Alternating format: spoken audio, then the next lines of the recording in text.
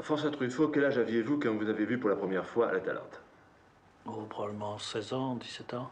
Donc vous aviez l'âge qu'ont les élèves qui verront cette émission. Absolument. Oui, oui, c'est vrai. Oui, oui, c'était une grande surprise parce que je n'avais pas lu beaucoup de livres sur le cinéma. J'avais fait confiance à un programme de ciné-club, le ciné-club de la Chambre Noire. Et on disait programme Jean Vigo. Je sais pas, je suis allé de confiance parce que je fréquentais ciné-club depuis quelques semaines. Et je crois que nous avons vu à la même séance Zéro de conduite et La Talente. C'était stupéfiant. Stupéfiant pour moi qui avais vu des films depuis 5 ou 6 ans. D'abord les films français pendant l'occupation, puis les films américains à la Libération, les films américains nouveaux et les films américains d'avant-guerre qui ressortaient. Et j'avais commencé par admirer surtout les films français, puis après surtout les films américains. Dans les plus importants, était quand même Citizen Kane, par exemple. Après la Libération, c'était le cinéma d'Orson Welles. Et là, je découvrais une chose absolument incroyable, nouvelle et bouleversante, je dois dire. Vraiment, j'ai ressenti une impression très très forte, sans me préoccuper tellement des années. Euh, j'ai dû après chercher, je ne me rappelle pas comment j'ai procédé, j'ai dû chercher de la documentation, me renseigner, mais c'était vraiment un très grand choc, oui. Je crois parce on est sensible à la réalité, il n'y a pas d'âge pour ça. Au contraire, je crois que dans les années de jeunesse, on est même plus, on a un sens plus aigu de la réalité, je le crois. Je m'en suis aperçu plus tard en travaillant par exemple avec des enfants dans des films. Et les acteurs enfants ont un plus grand souci de réalité que les acteurs adultes. Donc je crois que c'est pareil pour le spectateur. La Talente que nous venons de voir s'inscrit dans une série qui s'appelle Connaissance du cinéma et dans laquelle nous avons pu voir Tony de Jean Renoir, Paisa de Rossellini et nous verrons un film de Mizoguchi, Tabou de Murnau, tout cela sous le patronage, si l'on peut dire, de Lumière. Est-ce que vous pensez que Vigo peut s'inscrire dans cette tendance lumière du cinéma? Oui, j'aurais pas tellement d'idées là-dessus, mais enfin, je crois que oui, forcément. Enfin, tout le monde se réclame de la réalité, tout le monde veut atteindre une certaine vérité, une certaine réalité. Il est certain que Vigo l'a atteint plus que les autres, plus crûment, en tout cas en ce qui concerne par exemple la réalité charnelle, qui n'a jamais été poussée aussi loin que chez lui. Et alors même ce film, qui a maintenant 35 ans d'âge, n'a pas été dépassé sur le plan de je ne sais pas, de la réalité de la peau, par exemple. Enfin, de la réalité charnelle, physique, certainement. Oui, c'est cela qui fait pour vous un des grands mérites de Vigo. C'est un grand mérite parce que c'est presque comme un secret, c'est-à-dire qu'on ne sait pas comment ça vient, ça ne s'apprend pas. Et c'est aussi évidemment ce qui frappe quand on voit ce programme Lumière qui a été retrouvé récemment et que Henri Langlois a pu reconstituer, dont il fait un programme une heure sans histoire, où on voit simplement des gens passer en bicyclette ou faire leur marché. On est étonné, on a l'impression que le secret s'est perdu, qu'entre-temps, qu'au fur et à mesure que le cinéma s'est raffiné, il a perdu un espèce de contact avec la réalité. Et on le retrouve ça de temps en temps, justement, chez les cinéastes que vous avez cités. On le retrouve dans Tony, on le retrouve dans La Talente.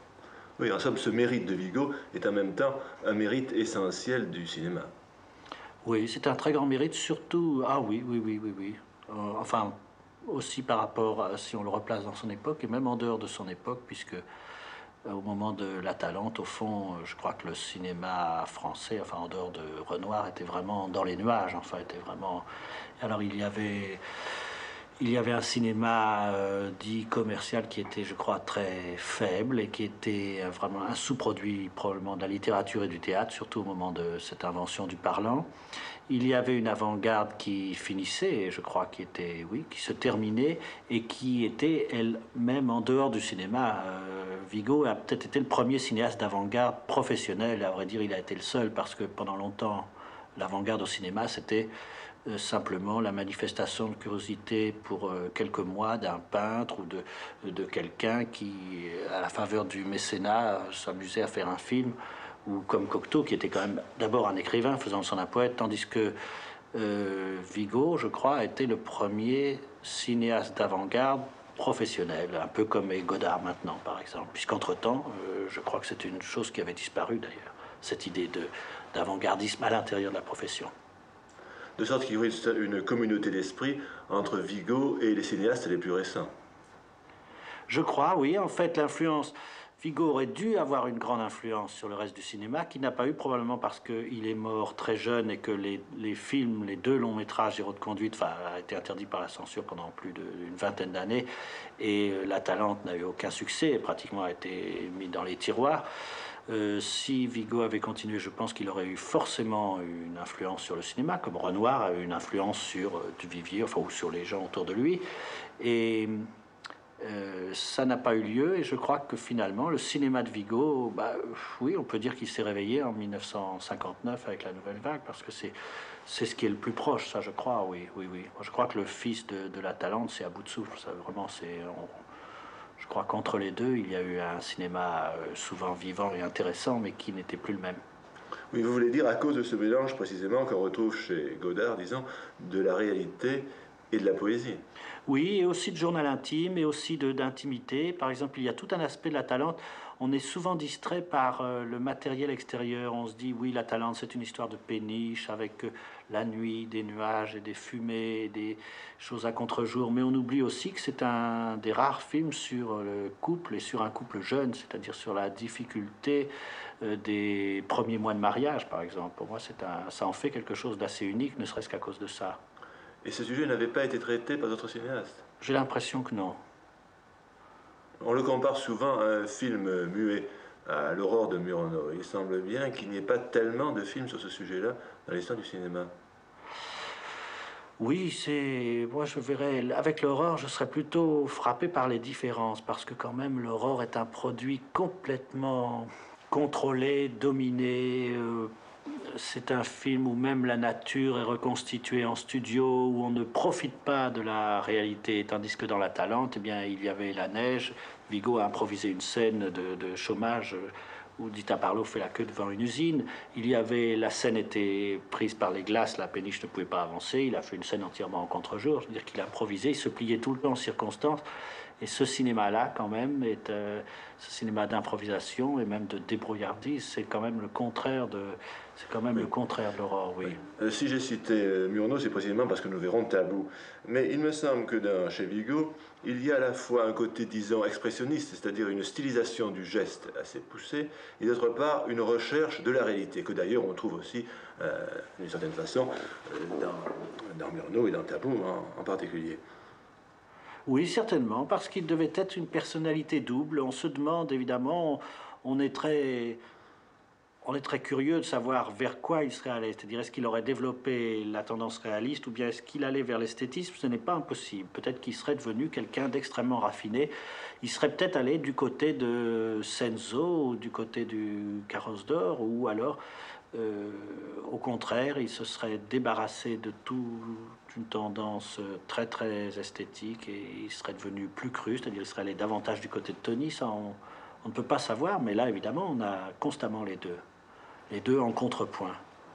Il y a un point de comparaison avec Renoir. C'est par exemple le personnage de Michel Simon que nous trouvons dans Boudu sauvé des eaux. Est-ce que C'est ça, et Boudu qui est antérieur. Enfin, je crois qu'il y a une influence, Oui. c'est absolument certain. Il y a forcément une influence de Boudu. Je ne sais pas, dans Boudu, il y a une scène justement où on reproche à Michel Simon d'avoir la barbe hirsute, mal taillée. Il revient, euh, il va chez le coiffeur, il revient avec la barbe taillée de travers. Et là, on a une histoire avec le tondeur de chien. Enfin, je crois qu'il y a forcément une influence, que Vigo avait dû être frappé par Boudu, certainement. Oui, ce film est juste entre Boudu et La Chienne. C'est entre les deux grandes autres créations de Michel Simon. Mais alors, est-ce que le personnage de Simon est plus vrai, plus réaliste, si l'on peut dire, chez Renoir ou chez Vigo? Non, il est à peu près... Oh, je crois qu'il est équivalent à celui de Boudu. En fait, La Talente, c'est une commande. C'est un scénario qui existait, qui a été remanié. Et c'est très curieux parce on voit comment... Je ne pense pas qu'il serait parti, que partant de zéro, c'est-à-dire partant ayant carte blanche pour faire un long métrage, il aurait fait La Talente, il l'aurait écrit comme ça. La Talente s'explique assez bien si on sait que c'est un scénario qui existait et qu'il a corrigé. Alors par exemple, ce personnage du père Jules devait être un personnage simplement pittoresque sur le scénario. Il devait être très superficiel dans le pittoresque. Or, c'est pas que Vigo a lutté contre le pittoresque, il en a plutôt rajouté, simplement, c'est devenu... On oublie que c'est du pittoresque, c'est devenu vraiment de la vraie poésie violente. Il devait y avoir, je ne sais pas, il devait y avoir ses colères, il devait y avoir le côté rouspéteur, mais il ne devait pas y avoir la main coupée dans le bocal, il ne devait pas y avoir le phono qui marche avec le doigt, et voilà. Michel Simon a dit qu'il avait beaucoup improvisé dans ce film, mais en même temps nous frappe le côté très voulu du jeu, me semble-t-il. Oui, oui, oui, l'un n'exclut pas l'autre, certainement. Il y avait une très grande part d'improvisation, de complicité entre les deux, toujours dans la mesure où ni l'un ni l'autre n'était content probablement du scénario de départ de cette commande qu'il fallait sauver aussi, qu'il fallait enrichir. Et évidemment, là, on a assez bien l'image du style de Vigo, puisque Michel Simon est très acteur. C'est pas quand même l'équivalent de quelqu'un qu'on prend dans la rue, comme dans le cas du néoréalisme, comme dans le cas de Païssa. Il est très acteur et en même temps, pourtant, il y a très grand réalisme, peut-être parce que c'était aussi un acteur qui travaillait sur une base d'observation. Par exemple, dans le film, il répète très souvent les phrases deux fois. Alors je crois qu'il y a plusieurs idées là. Il répète les phrases deux fois parce que à cette époque, le son réel, il n'était pas question de post-synchronisation, le son réel enregistré dans des conditions difficiles n'était pas toujours audible. En même temps, il y avait son accent, sa barbe, et je crois aussi qu'il se souvenait d'un personnage dont le comique venait de la répétition des phrases. Alors, je sais pas, je sais plus quelle phrase, mais enfin, il dit toujours presque chaque phrase deux fois, comme il l'a fait aussi dans Boudu. Mais en ce qui concerne les gestes également, on a l'impression d'une direction extrêmement précise imprimée par Vigo à ses interprètes. Oui, parce qu'ils sont toujours exagérés, mais ils ne sont pas exagérés par maladresse, ils sont exagérés par style un peu comme... Et ça me ferait penser à une autre influence peut-être de Vigo, c'est l'influence qu'il aurait exercée sur un cinéaste comme Fellini. Je crois que chez les deux, il y a le goût de la caricature, certainement. Du trait grossi et qui est révélateur, oui, ça je crois. Et dans un film comme 8 et demi, ce personnage de cette énorme femme qu'on trouve sur la plage, enfin qui était un souvenir d'enfance, la Saragina, c'est une chose qui est très proche de Vigo. De même que le schéma de la Talente, le couple un moment menacé par un autre personnage, là je ne pense pas à Michel Simon, mais je pense au Gilles Margaritis dans la scène de l'auberge, là aujourd'hui dans la Talente, eh bien je crois que ça, on retrouve là le triangle de la Strada, enfin le ménage c'était un ménage quoi de forains, Anthony Quinn et Gelsomina, Giulietta Massina, et qui était troublé à un moment par la fantaisie qu'amenait un personnage de l'extérieur qui était également très sautillant, on est très proche à ce moment-là. On caractérise souvent Vigo par le goût de l'insolite, du bizarre, de l'étrange. Est-ce que c'est ainsi que vous le voyez, vous? Oui, oui, oui, et qui est une chose, je trouve, en général dangereuse au cinéma. Enfin, si elle n'est pas fortement compensée, parce qu'elle peut donner des œuvres qui ne tiennent pas debout, où tout est possible, où on est dans de l'irréalité au bout de 10 minutes. Comme je crois que cette mésaventure est arrivée justement à Fellini avec le film qui est venu après, 8 et demi, avec Giulietta et les esprits, ou bien avec certains films fantastiques français comme La Nuit Fantastique, justement. Enfin, quand il n'y a plus de repères avec la réalité, je crois que on entre dans une impasse là. Et il est certain que Vigo a des élans vers ce fantastique absolu, mais il retombe tout le temps sur ses pieds parce que l'idée de quotidienneté, enfin l'idée de manger, de s'habiller, d'être dans des endroits vrais, à faire des choses vraies, à dire des choses vraies, est là quand même tout le temps derrière. Oui, de sorte que Vigo est aussi un cinéaste du quotidien, mais pas tout à fait au même titre que Renoir, Rossellini, par exemple, ou Lumière.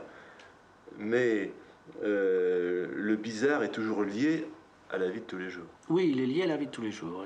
Quand il s'envole, le moment dans la Talente, évidemment, où on le sentirait, si on voyait... Moi, je connais tellement des films comme ça, je les connais par cœur, mais j'essaie tout le temps de penser à ce que je ressentirais si je voyais pour la première fois. Si je voyais la Talente pour la première fois, je serais certainement émerveillé de scène en scène, mais j'aurais très peur pour le film au moment où on entre dans cette auberge. Enfin, le moment où Margaritis dévale la pente avec son vélo. Je sais que j'aurais peur pour le film maintenant, en le voyant maintenant, je me dirais, ah ben voilà, le film va peut-être s'écrouler, il est en grand danger. Et il y a d'ailleurs sûrement eu des choses bizarres avec le montage, enfin je ne pense pas que ce que nous voyons sur l'écran était absolument concerté à ce moment-là, parce que même l'ordre des plans est étrange. À partir de là, l'écriteau sur la porte, on entre dans ces tavernes au moment où elles semblent se vider, que des gens en sortent, et pourtant dans la scène qui suivra à l'intérieur, on retrouve beaucoup de gens, et seulement il y a quand même une qualité de détail formidable. Ce serait le petit discours que fait le camelot, justement, à la jeune femme, la violence du patron qui veut le chasser, tout ça, ça sauve, et puis le film reprend, après repart sur ses rails. Mais ça sauve de quel danger? Vous voulez peut-être dire du danger de littérature? Oui, du danger de l'excès de... Je pense à la phrase de Mac Jacob, et le voyageur tomba frappé par le pittoresque, voilà. Oui, il y a toujours ça. un moment où le pittoresque, quand il est justement frappant, Oui. eh bien, tue l'art, enfin, plus rien n'existe. C'est ce qu'on pourrait reprocher à certains des disciples actuels de Vigo, cet amour exclusif du pittoresque. C'est possible, oui, oui, c'est possible, c'est le danger en tout cas. Mais en somme, vous ne voyez pas d'influence littéraire. Enfin, on a souvent rapproché Vigo des surréalistes, par exemple. Oui, de tout, on peut le rapprocher. Oh, on peut le rapprocher aussi de Jarry, on peut le rapprocher de Rimbaud, de Radiguet. Voilà, la comparaison avec Radiguet me séduisait davantage parce qu'on avait, avec Radiguet, on avait Le Diable au corps, qui est une première œuvre complètement autobiographique, comme Zéro de conduite est autobiographique, et le second qui est au contraire un effort pour partir sur des choses qu'on ne connaît pas. Et c'est le bal du comte d'Orgel pour Radiguet, c'est la Talente pour Vigo, c'est-à-dire une commande, c'est une... le bal du comte d'Orgel, c'était une commande au fond que Cocteau avait faite à Radiguet, il lui avait dit, et Radiguet disait à ce moment-là, il faut tourner le dos à l'avant-garde et faire autre chose. Et dans cette mesure-là, je trouve qu'il y avait une progression très nette entre Zéro de conduite et la Talente, même si beaucoup de gens préfèrent Zéro de conduite comme étant plus personnel. Ce qui rapprocherait Vigo des surréalistes plutôt que de Radiguet, à mon avis, c'est que Vigo est un poète, alors que Radiguet est davantage un romancier. Oh oui, mais c'est un romancier complètement poétique parce que Le Diable au corps est fait, je sais pas moi, de 150 images de comparaisons qui sont absolument des comparaisons poétiques. Comme le baiser, le premier baiser des amants comparé à l'aimant et à un aimant avec la limaille de fer et des choses comme ça, oui. Oui, mais Vigo lui aussi s'intéresse très peu. C'est de la prose poétique dans les deux cas. Dans les deux cas, ça. Vigo s'intéresse assez peu à son histoire, à l'histoire qu'il raconte. Je suis pas sûr. Vous n'êtes pas si sûr? Non. Dans la Talente, vous pensez qu'il ne s'intéresse pas à l'histoire? Il s'intéresse aux personnages qui sont, en fin de compte, assez... Moi, je trouve que le sujet est traité, la Talente. Enfin, ça dépend quel est le sujet de la Talente, je ne sais pas, évidemment. Est-ce que c'est une péniche? Non, je ne crois pas. Le sujet, moi, je considère que c'est la difficulté pour un couple de s'adapter à une vie qui est nouvelle pour eux deux. Voilà. Pour elle, qui était une paysanne et qui doit maintenant vivre dans un endroit extrêmement renfermé, avec ses voyages et avec... cette vie itinérante et ingrate, et puis pour lui de s'adapter au mariage parce il avait un esprit vieux garçon avec voilà. Mais de sorte que pour vous, alors la Talente, c'est un bon scénario. Pour moi, c'est une bonne histoire, oui. C'est même une bonne histoire, oui. Oui, oui.